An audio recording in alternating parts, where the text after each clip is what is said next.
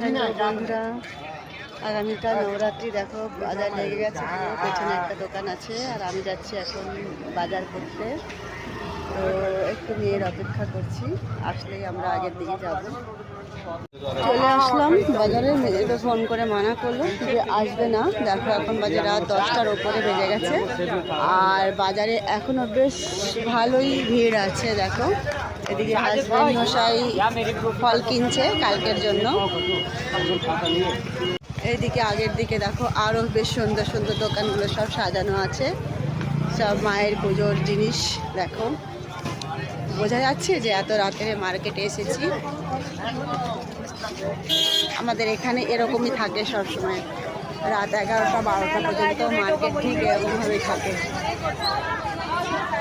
চলে আসলাম এই দোকানটা, এখন কিনবো সব জিনিসপত্র। বরমশাই তো দেখছে, নিচ্ছে একটু একটু করে। আমিও দেখি এবার কি নেওয়া যায়। যেগুলো নেবো সেগুলো বাড়িতে গিয়ে অবশ্যই শেয়ার করব। এবার একটু নিয়ে নিই জিনিসগুলো। এখানে চলে আসলাম মাটির জিনিস নিতে, যেটার মধ্যে আমি জল রাখবো।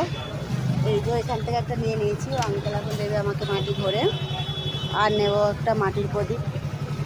এই যে অনেকটাই বাজার করা হয়ে গেছে, প্রায় 2 হাত ভর্তি। এখানে বসলাম বলে তাই ভাবলাম একটু ভিডিও করে নিই।